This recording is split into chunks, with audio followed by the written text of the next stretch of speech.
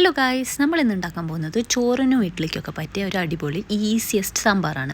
അതിനായിട്ട് നമ്മൾ കുക്കറിലേക്ക് കുറച്ച് മസൂർ ദാൽ ഇട്ട് കൊടുക്കാം.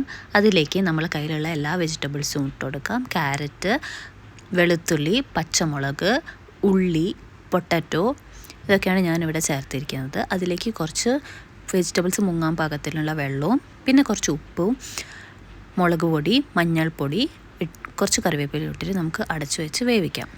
ഒന്നോ രണ്ടോ വിസിൽ അത് വെന്തോളും. പിന്നെ നമുക്ക് ഒരു പാനിലേക്ക് വെളിച്ചെണ്ണ ചൂടാക്കിയിട്ട് കടുക് പൊട്ടിച്ചിട്ട് ഉലുവ ഇട്ടിട്ട് വറ്റൽമുളക് ഇട്ടിട്ട് അതിലേക്ക് തക്കാളി ഇട്ട് കൊടുക്കാം. നന്നായിട്ട് വഴണ്ട് വന്നാൽ നമുക്കതിലേക്ക് 3 ടീസ്പൂൺ സാമ്പാർ പൊടി ചേർത്ത് കൊടുക്കാം. അത് നന്നായിട്ട് വഴണ്ട് വന്നാൽ അതിലേക്ക് കുറച്ച് മുളക് പൊടിയും ചേർത്ത് കൊടുത്തിട്ട് അത് മാറ്റി വെക്കാം. അപ്പോഴേക്ക് കുക്കറിലെ പരിപ്പൊക്കെ വെന്ത് വന്നിട്ടുണ്ടാവും. നല്ലോണം മിക്സ് ചെയ്തിട്ട് അതിലേക്ക് നമ്മൾ ഈ മാറ്റി വെച്ച തക്കാളിയുടെ മിക്സ് ഉണ്ടല്ലോ അതും കൂടി ഇട്ടിട്ട് അതിലേക്ക് പുളിവെള്ളം കൂടി ഒഴിച്ചു കൊടുക്കാം. എന്നിട്ട് നമുക്കത് നന്നായിട്ട് മിക്സ് ചെയ്തെടുക്കാം. ഇത് ഏറ്റവും എളുപ്പത്തിൽ ഉണ്ടാക്കാൻ പറ്റിയ ഒരു സാമ്പാറാണ് കേട്ടോ.